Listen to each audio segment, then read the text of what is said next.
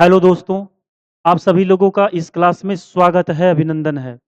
हम लोग इस क्लास में पढ़ रहे हैं इंडियन पॉलिटी भारतीय राज्य व्यवस्था और हम एक नए बैच की शुरुआत किए हैं इस चैनल पर जो सिर्फ़ और सिर्फ़ टारगेट करेगा रेलवे एनटीपीसी को।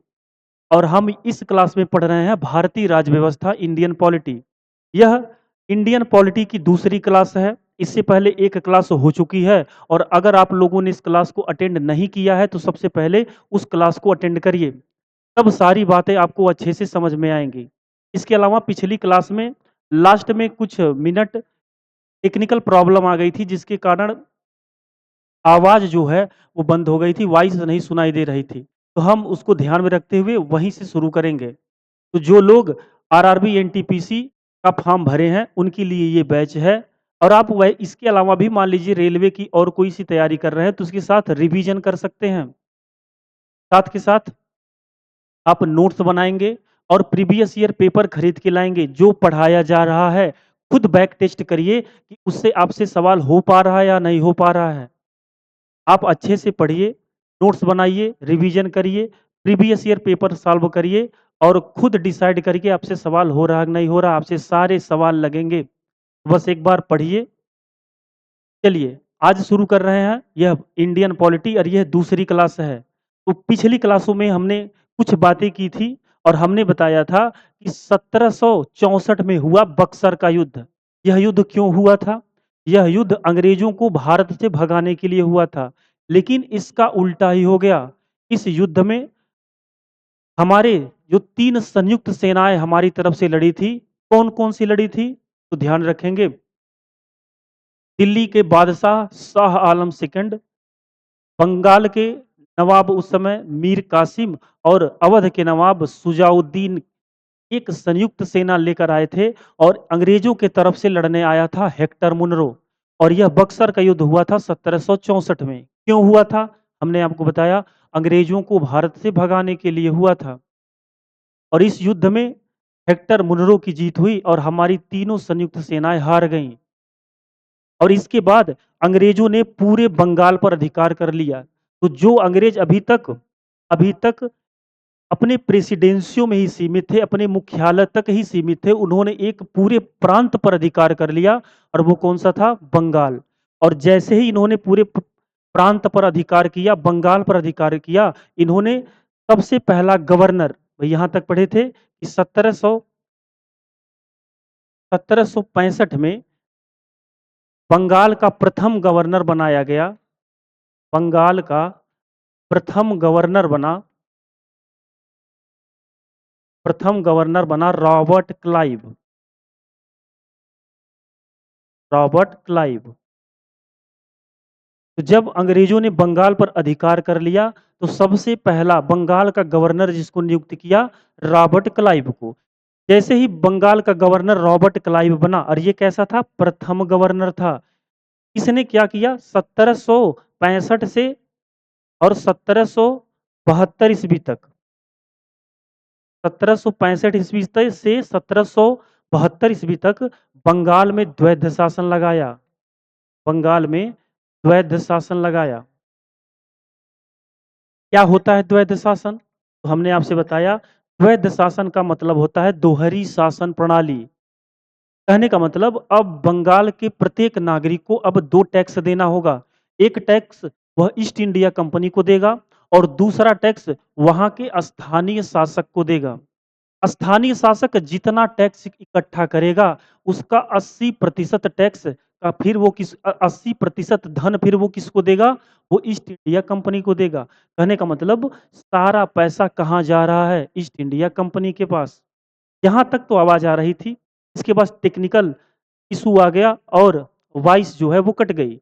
इसके बाद लिखेंगे, आपसे सवाल पूछेगा बंगाल में पहली बार किसने द्वैध शासन लगाया और कब लगाया? तो 1765 में लगा, रॉबर्ट क्लाइव द्वारा लगाया गया। इसके बाद लिखेंगे,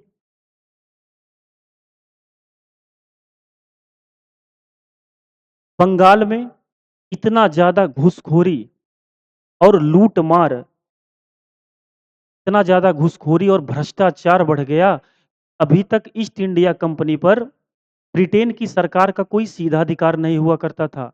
तो जब बंगाल में द्वैध शासन लगाया गया, तो इस कंपनी में, ईस्ट इंडिया कंपनी में इतना ज़्यादा घूसखोरी और भ्रष्टाचार बढ़ गया कि इन इन 7 सालों में ईस्ट इंडिया कंपनी ने बंगाल को इतना ज़्यादा लूट लिया कि जो बंगाल पहले इतना अमीर हुआ करता था, वो बेहद क्या हो गया? गरीब हो गया। इसीलिए हमारे इतिहासकार इस समय को क्या कहते हैं? भारत की लूट। और जब यह बात अंग्रेज़ों को पता चली, ब्रिटेन की सरकार को पता चली, तो उन्होंने कहा कि यह जो ईस्ट इंडिया कंपनी है, इस पे हमारा कोई सीधा अधिकार अभी तक नहीं था। लेकिन अब से इस कंपनी पर हमारा सीधा अधिकार होगा। तो लिखेंगे, लिखिए, ब्रिटिश ईस्ट इंडिया कंपनी में इतना ज़्यादा घूसखोरी और भ्रष्टाचार बढ़ गया कि ब्रिटेन की सरकार को इस कंपनी में हस्तक्षेप करना पड़ा। कैसे हस्तक्षेप किया ब्रिटेन की सरकार ने? तो लिखेंगे 1772 ईस्वी में बंगाल का दूसरा गवर्नर बनाकर भेजा गया। बंगाल का दूसरा गवर्नर बनाकर भेजा गया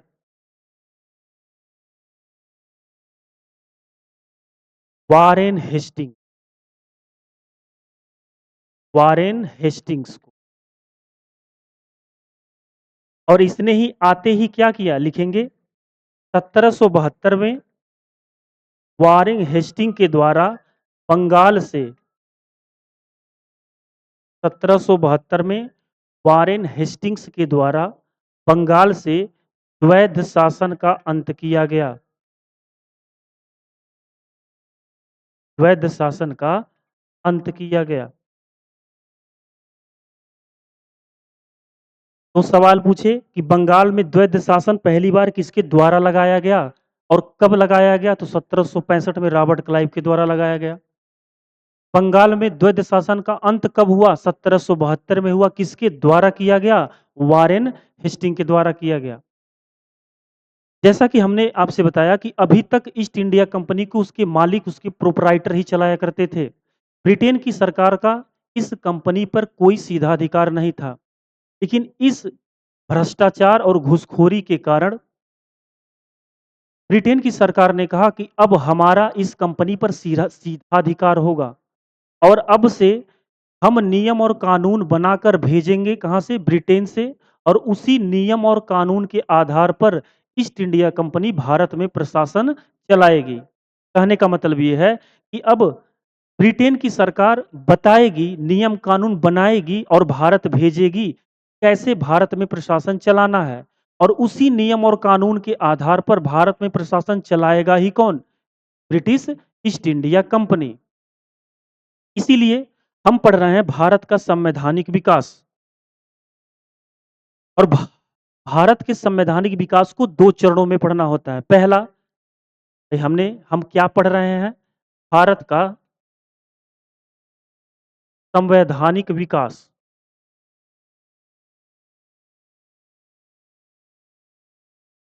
यही टॉपिक हम पढ़ रहे हैं। भारत के संवैधानिक विकास को 2 चरणों में पढ़ना होता है। सबसे पहले पढ़ेंगे कंपनी का शासन। कहने का मतलब शासन किसका चलेगा? ईस्ट इंडिया कंपनी का।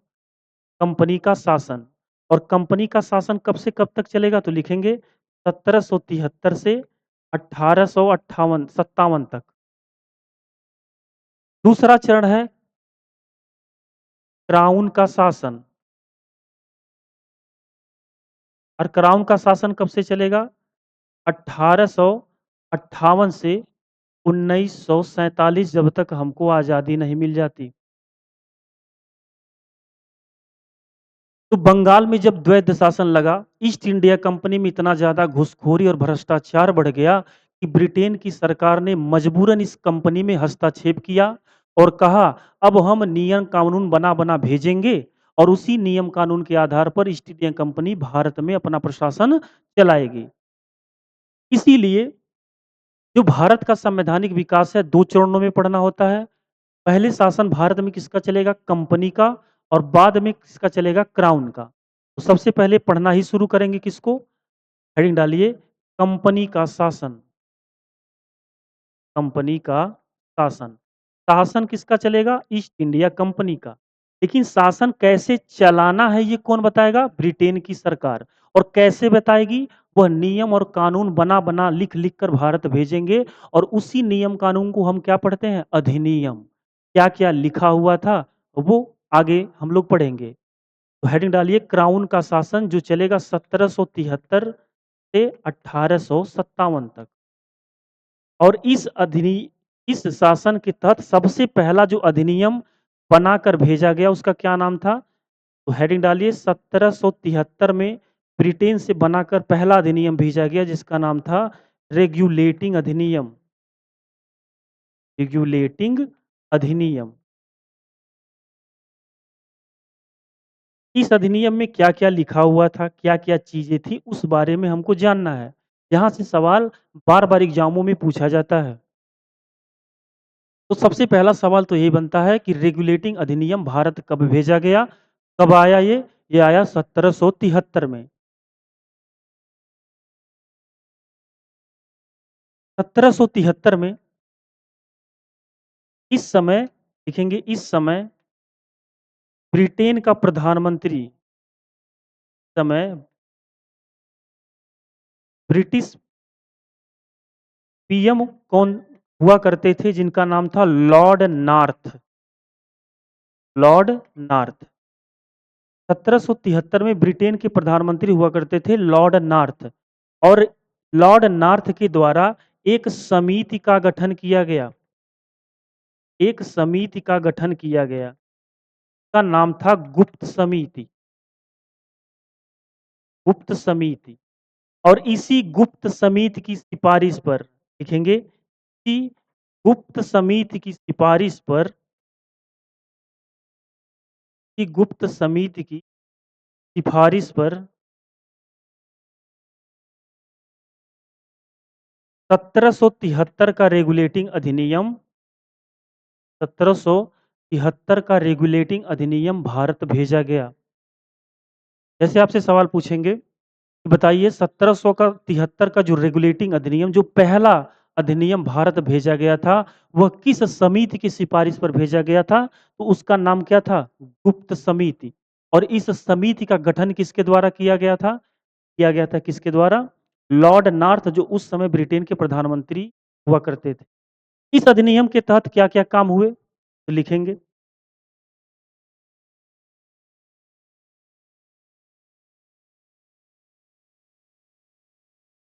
रेगुलेटिंग अधिनियम।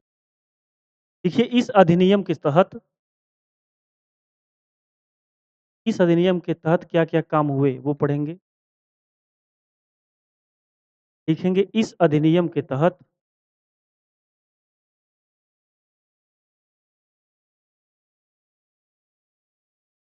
सबसे पहला काम क्या हुआ? ईस्ट इंडिया कंपनी के व्यापारिक एकाधिकार को ईस्ट इंडिया कंपनी के व्यापारिक एकाधिकार को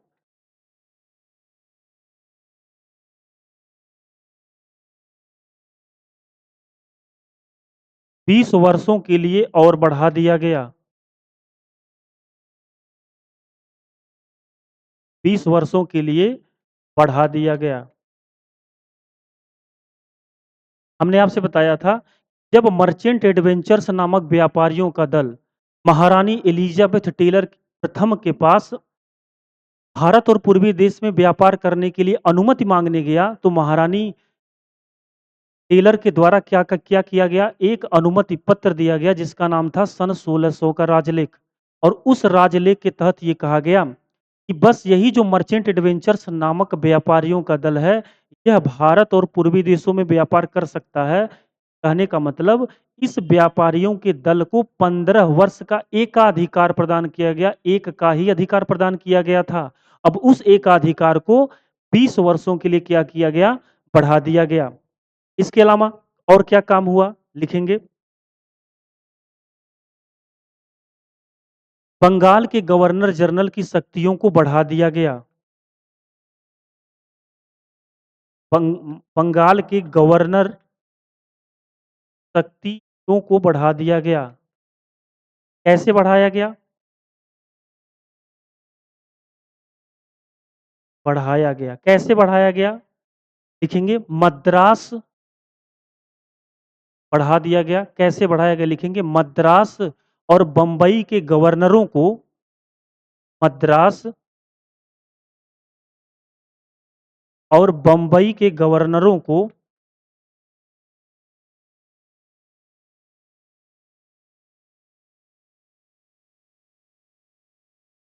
बंगाल के गवर्नर के अधीन कर दिया गया। बंगाल के गवर्नर के अधीन कर दिया गया।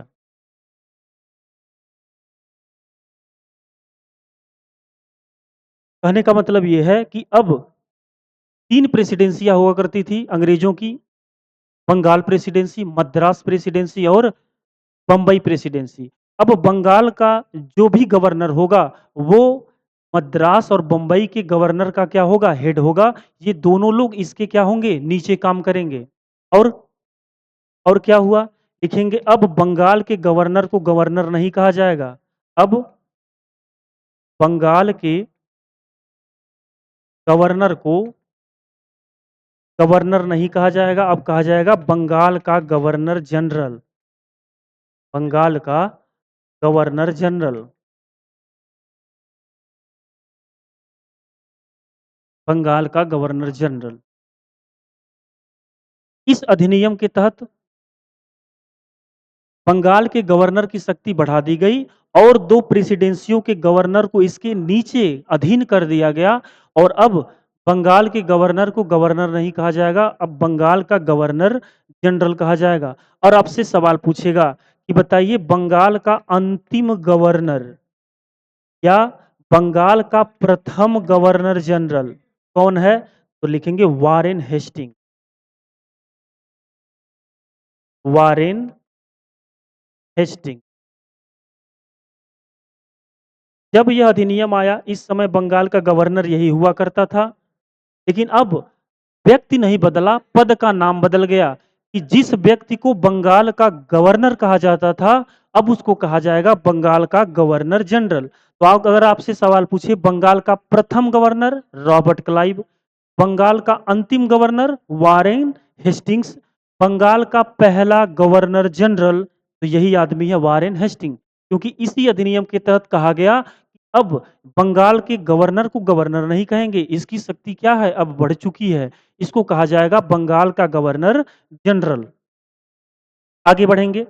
इस अधिनियम के तहत अगला क्या काम हुआ? लिखेंगे 1774 में 1774 में कलकत्ता में कलकत्ता में इसी अधिनियम के तहत 1774 में कलकत्ता में सर्वोच्च न्यायालय की स्थापना की गई। सर्वोच्च न्यायालय की स्थापना की गई।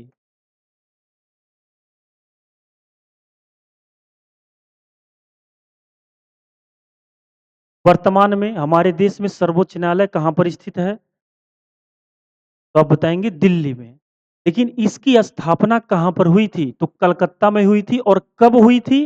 1774 में हुई थी।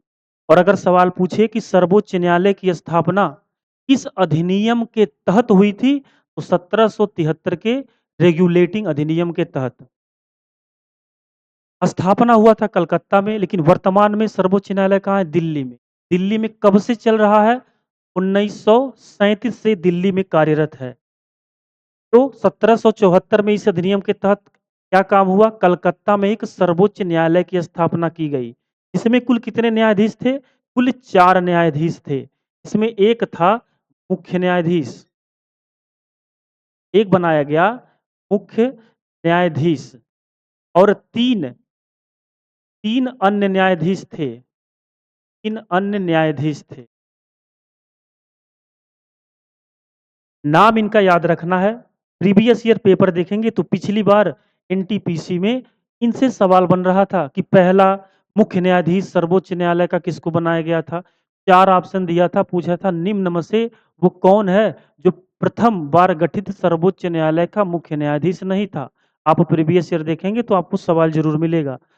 तो जब पहली बार सर्वोच्च न्यायालय की स्थापना हुई, मुख्य न्यायाधीश बनाया गया लॉर्ड एलिजा इम्पे, मुख्य न्यायाधीश बना लॉर्ड एलिजा इम्पे। और 3 अन्य न्यायाधीश थे, जिनका नाम लिखेंगे, जिनका नाम था hide Lord hide, Lord chambers और लॉर्ड लिमेस्टर। इनका नाम आपको याद करके रखना है कि सर्वोच्च न्यायालय की स्थापना कहाँ हुई? कलकत्ता में।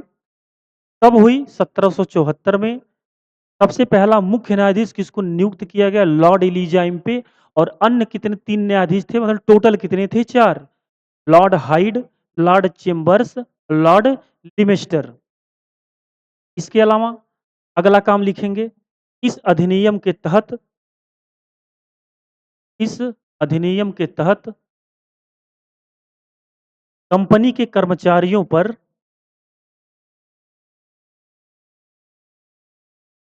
कंपनी के कर्मचारियों पर उपहार लेने पर प्रतिबंध लगा दिया गया। कंपनी के कर्मचारियों पर उपहार लेने पर प्रतिबंध लगा दिया गया।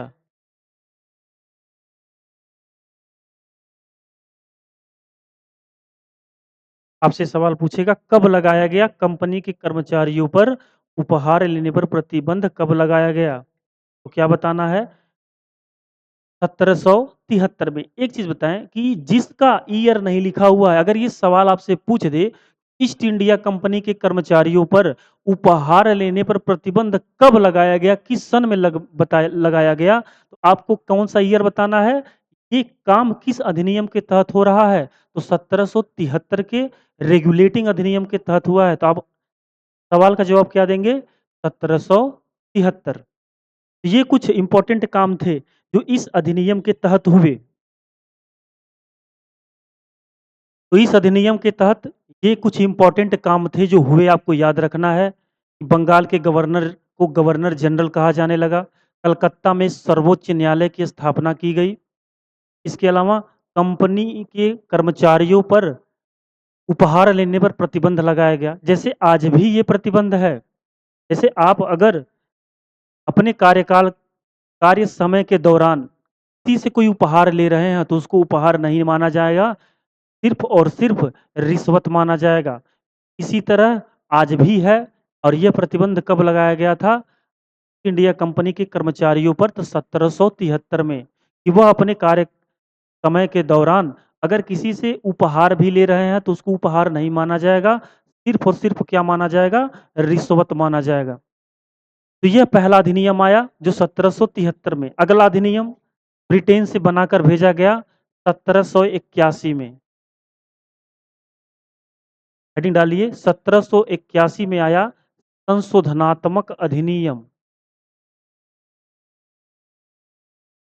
संशोधनात्मक अधिनियम नाम से ही पता चल रहा है, संशोधन किया गया है। इस अधिनियम के तहत क्या क्या काम हुए लिखेंगे? इस अधिनियम के तहत 1773 के रेगुलेटिंग अधिनियम के कमियों को सुधारा गया।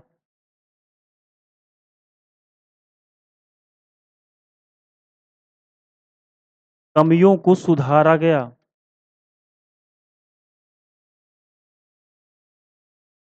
इसके अलावा क्या काम हुआ लिखेंगे? कलकत्ता की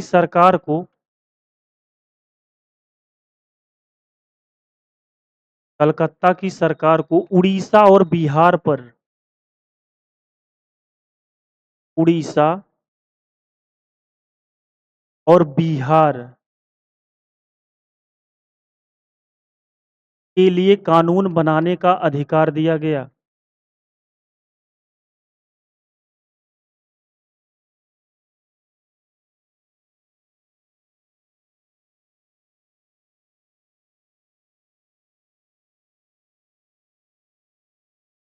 कलकत्ता की सरकार को अब उड़ीसा और बिहार के लिए भी कानून बनाने का अधिकार दिया गया। देखिए, अभी तक अगर आप पॉलिटी या हिस्ट्री नहीं पढ़े हैं, तो अंग्रेज ऐसा नहीं कि आए और तुरंत ही पूरे भारत पर अधिकार कर लिए। सबसे पहले उन्होंने अधिकार किया कहाँ पर? बंगाल पर। उसके बाद 1781 का संशोधनात्मक एक अधिनियम बनाकर ब्रिटेन से भेजा गया और जो जिसकी भी सरकार होगी कलकत्ता में, बंगाल में, उसको क्या कहा गया कि यह सरकार अब बगल के 2 राज्य, 2 प्रांत बिहार और उड़ीसा के लिए भी क्या कर सकते हैं? कानून बना सकते हैं। तो भाई कानून किस राज्य या किसी प्रांत के लिए बनाएगा ही कौन? भाई जिसका उस पे अधिकार होगा। तो जाने अनजाने में लोगों को पता भी नहीं चला और बगल के 2 और प्रांतों पर इस कंपनी या इस सरकार द्वारा क्या किया गया? अधिकार कर लिया गया। तो ये 2 काम इंपॉर्टेंट हुए। इसके अलावा अब बंगाल का जो गवर्नर जनरल बना, पहला वारेन हेस्टिंग, और सर्वोच्च न्यायालय का जो मुख्य न्यायाधीश बना लॉर्ड एलिजा इम्पे। यह दोनों मिलकर बंगाल में कुशासन करने लगे। हुआ ये कि बंगाल के गवर्नर जनरल की शक्ति इतना ज्यादा बढ़ गई कि वह कुशासन करने लगा। उसके द्वारा कही गई बातों को जो नहीं मानता था या उसके द्वारा चलाए जाने वाले प्रशासन पर अगर कोई सवाल उठाता था, तो वह उन पे झूठे आरोप लगाकर भेज दिया करता था न्यायालय। और न्यायालय में बैठा हुआ है लॉर्ड एलिजा इम्पे, जो मित्र हुआ करता था वारेन हेस्टिंग का, और वह उनको सजा सुना दिया करता था।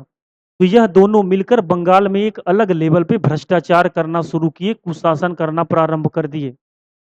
इनके काम करने पर, इनके प्रशासन चलाने पर जो भी सवाल उठाता था या इनके बातों को जो लोग नहीं मानते थे, उन पे कोई झूठा आरोप लगा दिया जाता था और उनको न्यायालय भेजा जाता था और सजा सुना दिया जाता था।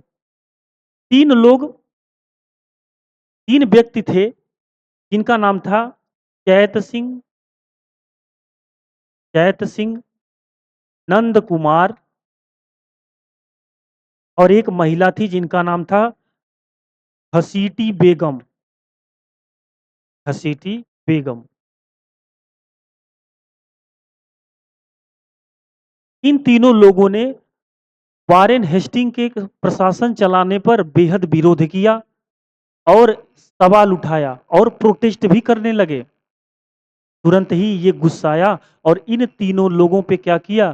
कुशासन का और इन तीनों लोगों पर अपमान का और दंगा भड़काने का आरोप लगाया और इन लोगों को भेज दिया न्यायालय, जहां इनको लॉर्ड एलिजा इम्पे द्वारा सजा सुना दिया गया। और जब यह बात पता चली ब्रिटेन की सरकार को कि ऐसा कुशासन चलाया जा रहा है, गवर्नर जनरल की शक्तियां क्या हो गई हैं? अनियंत्रित हो गई हैं। उसके ऊपर कोई ऐसा अधिकारी है ही नहीं जो उसके पे लगाम लगाया जा सके। तो लिखेंगे बंगाल के गवर्नर जनरल की शक्तियों को नियंत्रित करने के लिए अगला अधिनियम बनाकर भेजा गया। ये आपको नोट्स बनाना है। आप अपने हिसाब से नोट्स बनाइए, आपको क्या लिखना है, क्या नहीं लिखना है। जो इम्पोर्टेंट है वो हम लिखते हैं। इसके अलावा भी अगर कहानी लिखनी है तो नोट्स, अगर आप इंटर पास हैं हुए हैं, ग्रेजुएशन कर चुके हैं, तो आपको नोट्स बनाना तो आता ही होगा। तो अपने हिसाब से नोट्स बनाइए, क्योंकि पढ़ना तो आपको है। जो लिखना हो अपने हिसाब से लिखिए। लिखेंगे गवर्नर, बंगाल के गवर्नर जनरल की शक्तियों को नियंत्रित करने के लिए, उसके कुशासन को खत्म करने के लिए ब्रिटेन द्वारा अगला अधिनियम बनाकर भेजा गया। का नाम था, और वह आया 1784 में, जिसका नाम था 1784 का पिट्स इंडिया अधिनियम। पिट्स इंडिया अधिनियम।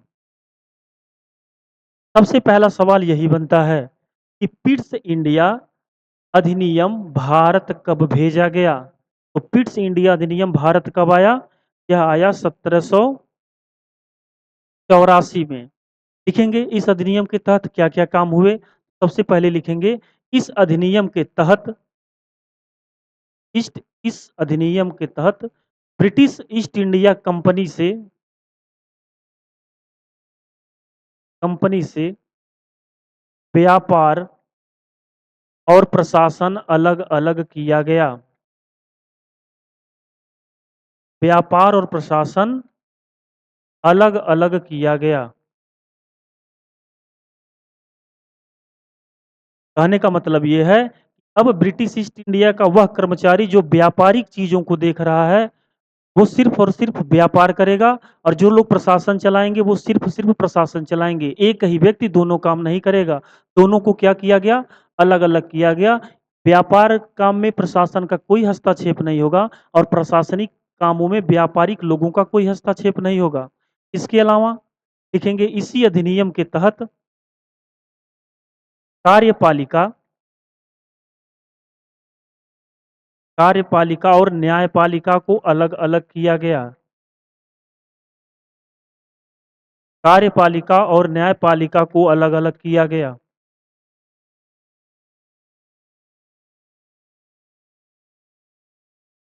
जैसे आज है, कार्यपालिका के कामों में न्यायपालिका का कोई हस्तक्षेप नहीं होगा, ये अलग अंग होगा और न्यायपालिका के कार्यों में कार्यपालिका का कोई हस्तक्षेप नहीं होगा, वो अलग अंग है। तो इस अधिनियम के तहत सबसे पहले तो कंपनी से व्यापार और प्रशासन दोनों अलग किए गए और कार्यपालिका और न्यायपालिका अलग-अलग किया गया। इसके बाद क्या हुआ? लिखेंगे बंगाल के गवर्नर जनरल की शक्तियों को नियंत्रित करने के लिए बंगाल के गवर्नर जनरल की शक्तियों को नियंत्रित करने के लिए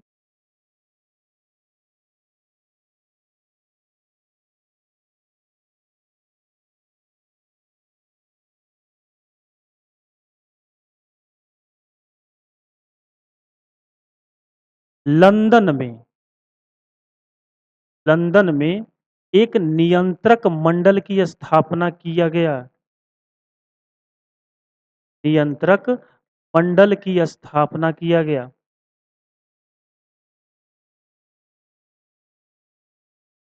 नियंत्रक मंडल की स्थापना हुआ।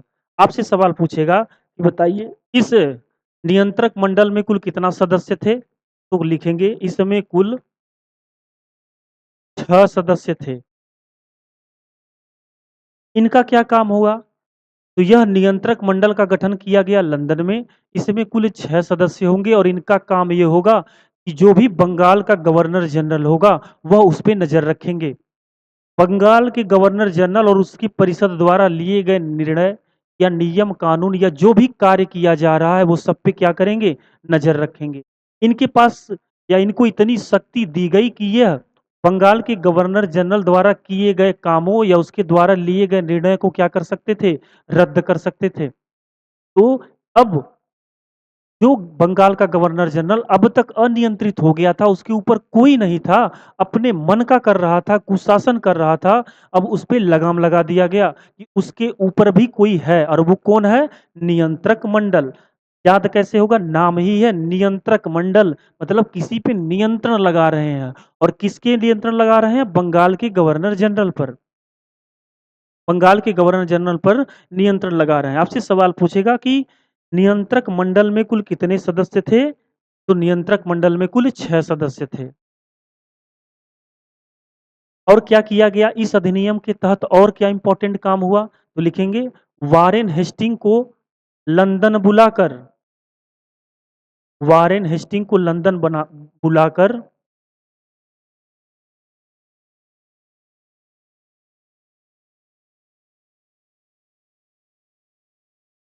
उस पर महाभियोग चलाया गया।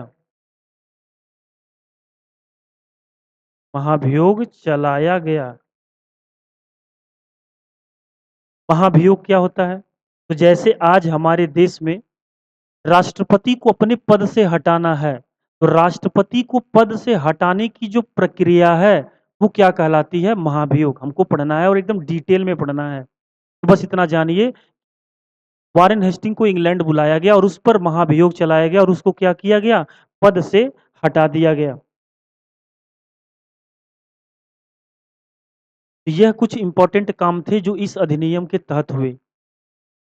सवाल जो बन सकता है, जो बना है हम आपको बता भी रहे हैं। आप नोट्स बनाइए और एनटीपीसी प्रीवियस ईयर का पेपर खरीद के लाइए, चैप्टर वाइज़ मिलता है और आप खुद सॉल्व करिएगा, पहले 1-2 क्लास पहले अटेंड कर लीजिए, आपसे सारे सवाल होंगे। और हमारी इस चैनल पे आरआरबी, एनटीपीसी के लिए मैथ की भी क्लासेस चलेंगी, रीजनिंग की क्लासेस चल रही हैं और पूरा लगभग जीएस पढ़ाया जाएगा, जिसमें हम आपको पॉलिटी पढ़ाएँगे, ज्योग्राफी और हिस्ट्री, ये 3 सब्जेक्ट हम आपको यहाँ पढ़वाएँगे। इसके अलावा स्टैटिक जीके की भी क्लास चल रही है, तो आप अटेंड करिए। और आपको अगर ये क्लास पसंद आती है तो लाइक ज़रूर किया करिए। चैनल को अगर सब्सक्राइब नहीं किए तो सब्सक्राइब कर लीजिए। कमेंट में कुछ न कुछ अपना ओपिनियन ज़रूर दीजिए, कुछ सुधार करना होगा तो हम ज़रूर सुधार करेंगे। आगे बढ़ेंगे, इसके बाद ब्रिटेन से कौन-सा अधिनियम बनाकर भेजा गया? और यह अधिनियम, सबसे पहला सवाल, याद कैसे होगा? तो देखिए, याद कैसे होगा? ब्रिटेन से हर 20 साल में एक अधिनियम बनाकर भेजा जाएगा। तो सबसे पहला अधिनियम जो ब्रिटेन से बनाकर भेजा गया, कौन-सा? अधिनियम मतलब ये होता है एक फ़ाइल है नियम कानून की, जो ब्रिटेन की सरकार बना-बना भेज रही है और उसी फ़ाइल को पढ़-पढ़ के, उसी नियम कानून को पढ़-पढ़ के यहाँ पर ईस्ट इंडिया कंपनी द्वारा प्रशासन चलाया जा रहा है। तो सबसे पहला कब आया? 1773 में। उसके बाद भ्रष्टाचार और कुशासन के नाते 1784 में फिर से इंडिया अधिनियम भेजा गया। नहीं तो हर 20 साल में आएगा। तो अगर पहला 1773 में आया, तो अगला अधिनियम भेजा गया 20 साल बाद 1793 में। इसका नाम था, लिखेंगे, 1793 का चार्टर अधिनियम। चार्टर अधिनियम। इस अधिनियम में क्या-क्या लिखा हुआ था, वो हम जानेंगे। लिखेंगे, इस अधिनियम के तहत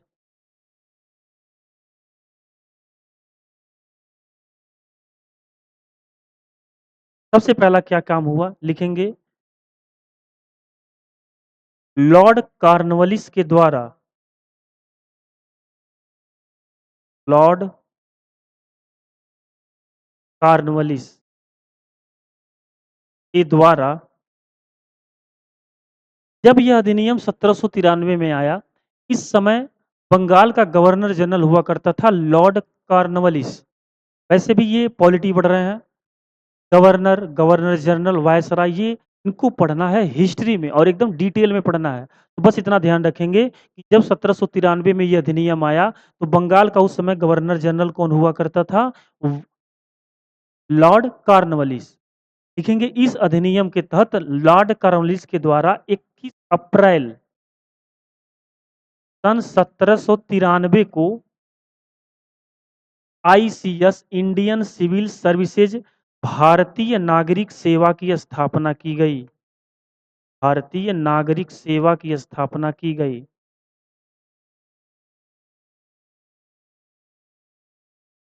21 अप्रैल सन 1793 को आईसीएस, भारतीय इंडियन सिविल सर्विसेज, भारतीय नागरिक सेवा की स्थापना की गई, जो आज क्या कहलाता है? आईएएस। तो भारतीय नागरिक सेवा, आपसे सवाल पूछेगा, भारतीय नागरिक सेवा का जनक किसको कहा जाता है? लिखेंगे, भारतीय नागरिक सेवा का जनक कहा जाता है किसको? लॉर्ड कॉर्नवालिस को। और हर साल 21 अप्रैल को क्या मनाया जाता है? भारतीय नागरिक सेवा दिवस। भारतीय नागरिक सेवा दिवस।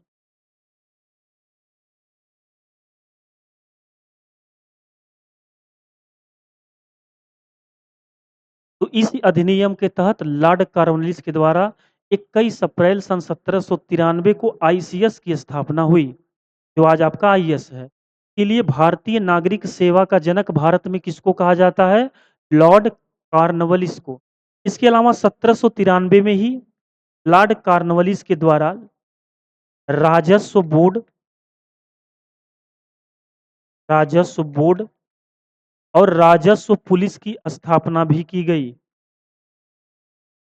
राजस्व बोर्ड और राजस्व पुलिस की स्थापना की गई।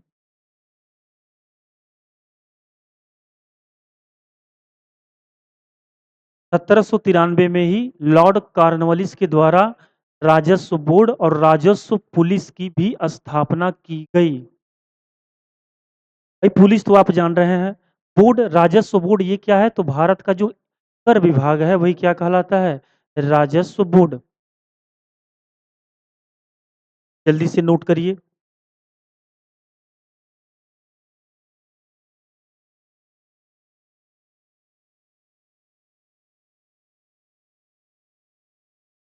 इस अधिनियम के तहत राजस्व बोर्ड की स्थापना हुई, राजस्व पुलिस की स्थापना हुई, भारतीय नागरिक सेवा की स्थापना हुई। इसके अलावा लिखेंगे इस अधिनियम के तहत ईस्ट इंडिया कंपनी के व्यापारिक एकाधिकार को 20 वर्षों के लिए और बढ़ा दिया गया। इसी अधिनियम के तहत ईस्ट इंडिया कंपनी के व्यापारिक एकाधिकार को 20 वर्षों के लिए और बढ़ा दिया गया। और देखेंगे इसी अधिनियम के तहत भारत में भारत में प्रथम बार लिखित कानूनों का प्रावधान शुरू हुआ।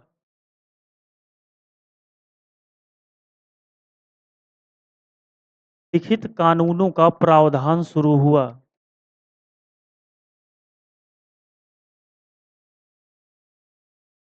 कहने का मतलब है कि इससे पहले जो भी कानून हुआ करते थे उसको लिखित नहीं थे। इस अधिनियम के तहत ये कहा गया, 1793 के अधिनियम के तहत ये कहा गया, अब अब जो है वो सारे कानून को क्या किया जाएगा, लिखा जाएगा। आपसे सवाल पूछेगा किस अधिनियम के तहत भारत में लिखित कानूनों का प्रावधान शुरू हुआ कि अब कानूनों को क्या किया जाएगा, लिखा जाएगा। तो ये कब से हुआ, 1793 के चार्टर अधिनियम के तहत। इसके अलावा अगर ईयर पूछे कि बताइए भारत में लिखित कानूनों का प्रावधान कब से शुरू हुआ है, तो हमने आपसे इससे पहले भी बताया कि अगर ईयर पूछ रहा है, वर्ष का नाम पूछ रहा है, तो आप एक अधिनियम के तहत जितने भी काम हो रहे हैं, अगर वर्ष पूछ रहा है तो आप वही वर्ष बताएंगे जो हेडिंग में आप डाले हैं अधिनियम के। अगला अगला अधिनियम आया, कब आएगा? हमने बताया आपसे हर 20 साल में अधिनियम भेजा जाएगा। तो अगर 1793 में आया तो अगला अधिनियम कब भेजा जाएगा? 20 साल बाद। लिखेंगे अगला अधिनियम भेजा गया 1813 में। लिखेंगे 1813 का चार्टर अधिनियम। चार्टर अधिनियम। ये सारी क्लासेज आपको हम पूरी पॉलिटी पढ़ाएँगे, फ्री ऑफ कॉस्ट चलेगा और एकदम बेसिक लेवल से यहाँ पढ़ाया जा रहा है। अगर आप इससे पहले नहीं भी पढ़े हैं, एकदम नहीं पढ़े हैं और अच्छा है आपको सारी बातें अच्छे से समझ में आएँगी। अगला अधिनियम जो हम लोग को पढ़ना है, जो ब्रिटेन से बनाकर भारत भेजा गया कब? 1813 में। क्या नाम था? 1813 का चार्टर अधिनियम। इस अधिनियम के तहत क्या-क्या काम हुए? तो लिखेंगे इस अधिनियम के तहत 1813 में ईसाई मिशनरियों का आगमन हुआ। ईसाई मिशनरियों का भारत में आगमन हुआ।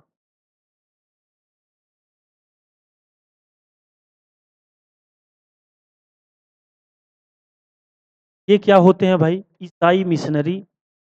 इसी अधिनियम के तहत ये प्रावधान किया गया, अब भारत में ईसाई मिशनरी क्या होंगे? जाएँगे। आपसे सवाल पूछेगा कि बताइए ईसाई मिशनरियों का भारत में आगमन कब हुआ या ईसाई मिशनरी भारत कब आए?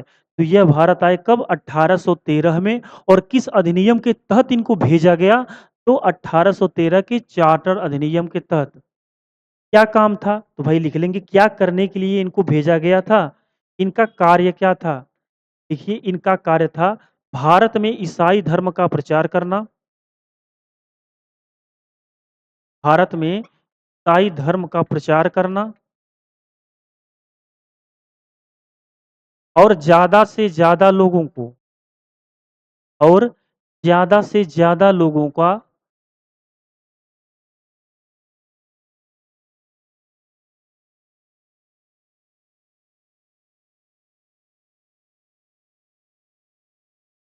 ज़्यादा से ज़्यादा लोगों का धर्मांतरण कराकर ईसाई बनाना, धर्म परिवर्तन कराकर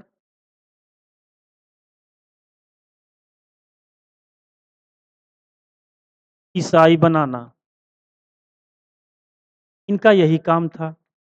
इन्हें भारत भेजा गया था, ये आए भारत में क्या करें? ईसाई धर्म का प्रचार करें और भारत में से ज़्यादा लोगों को क्या करें? धर्म परिवर्तन करवाकर उन्हें ईसाई बनाएँ। यह भारत में आए, ईसाई धर्म का प्रचार किए और यह धर्मांतरण कैसे करवाते थे? तो यह लोभ दिया करते थे। भारत के लोग जो भी लोग ईसाई धर्म को अपनाएँगे, उनको ज़मीन दी जाएगी, ईस्ट इंडिया कंपनी में नौकरी दी जाएगी, तो ऐसे उनको पक्के घर बनवा के दिए जाएँगे। तो इस प्रकार के लोभ देकर ये लोगों से क्या करवा रहे थे? धर्म परिवर्तन करवा रहे थे। आपसे सवाल सिर्फ़ इतना पूछेगा कि बताइए ईसाई मिशनरी भारत कब आए या किस अधिनियम के तहत इनको भारत भेजा गया था? दोनों का जवाब है 1813 का चार्टर अधिनियम और कब आए? 1813 में आए। इसके अलावा इस अधिनियम के तहत क्या काम हुआ?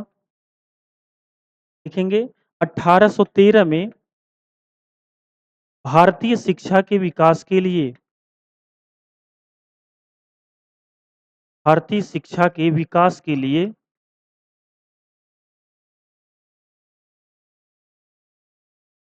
सालाना 1 लाख रुपए सालाना 1 लाख रुपए आवंटित किए गए।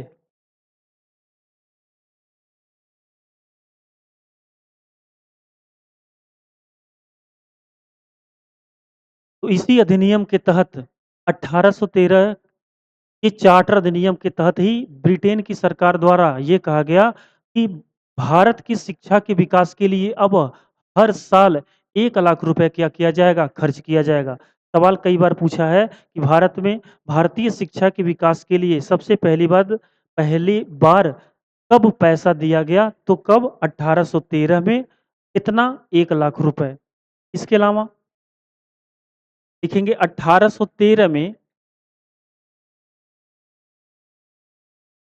2 व्यापारिक एकाधिकारों को छोड़कर 2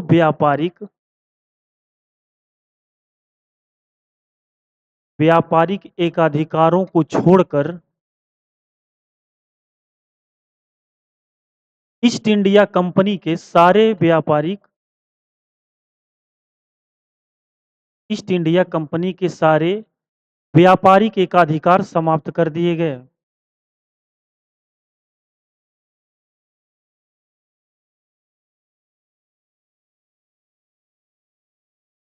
ईस्ट इंडिया कंपनी के सारे व्यापारिक एकाधिकार समाप्त कर दिए गए।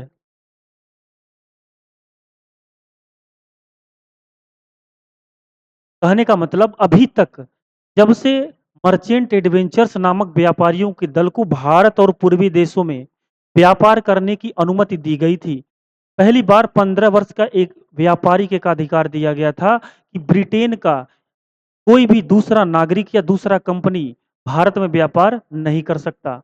अभी तक तो उसको हर 20 सालों के लिए बढ़ाया जा रहा था। लेकिन 1813 के चार्टर अधिनियम के तहत ईस्ट इंडिया कंपनी के 2 व्यापारिक एकाधिकारों को छोड़कर सभी व्यापारिक एकाधिकार क्या किए गए? समाप्त कर दिए गए। और वो कौन से 2 व्यापारिक एकाधिकार है जिनको छोड़ दिया गया था? तो 2 व्यापारिक एकाधिकार थे। पहला चाय का व्यापार और दूसरा था चीन चीन से व्यापार। अभी भी चाय का व्यापार और चीन देश के साथ व्यापार सिर्फ और सिर्फ कौन कर सकता है? सिर्फ और सिर्फ ईस्ट इंडिया कंपनी की, दूसरा और कोई भी कंपनी नहीं कर सकती, ना कोई दूसरा नागरिक ब्रिटेन का कर सकता है। इससे पहले सवाल पूछा गया था कि बताइए किस अधिनियम के बाद से या किस सन के बाद से ब्रिटेन के और नागरिक भी आकर भारत में व्यापार कर सकते हैं? तो एक पॉइंट लिखेंगे, अब से अब से कोई भी व्यक्ति अब से कोई भी व्यक्ति या कोई भी कंपनी ब्रिटेन से आकर भारत में व्यापार कर सकती थी। मतलब कहने का कि 1813 के बाद से अब दूसरी भी कंपनियां भारत में ब्रिटेन से आकर व्यापार कर सकती। तो यह कुछ काम थे, कुछ इंपॉर्टेंट काम थे जो इस अधिनियम के तहत हुए। अगला अधिनियम कब आएगा? अगले 20 साल बाद। तो अगला अधिनियम आया, हेडिंग डालिए 1833 में, जिसका नाम था 1833 का चार्टर अधिनियम।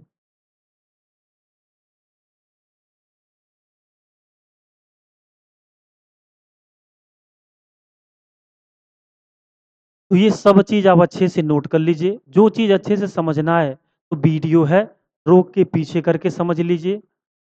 हमारा आपसे एक ही सलाह है कि साथ में नोट्स ज़रूर बनाइए।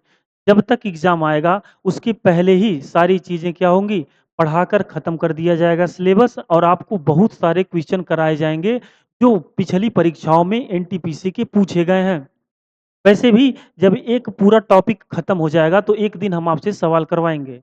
आज की क्लास को यहीं तक रोकेंगे और जो भी आपका सवाल है, जो भी चीज़ें आप कमेंट बॉक्स में ज़रूर पूछिए। आप लाइक ज़रूर किया करिए, कमेंट में कुछ न कुछ ज़रूर लिखा करिए, उससे हमको प्रोत्साहन मिलता है। चैनल सब्सक्राइब नहीं किए हैं तो कर लीजिए और कोई बात हो तो कमेंट बॉक्स में आप पूछ लीजिए। आज की क्लास यहीं, अब मिलेंगे अगली क्लास में। तब तक के लिए जय हिंद।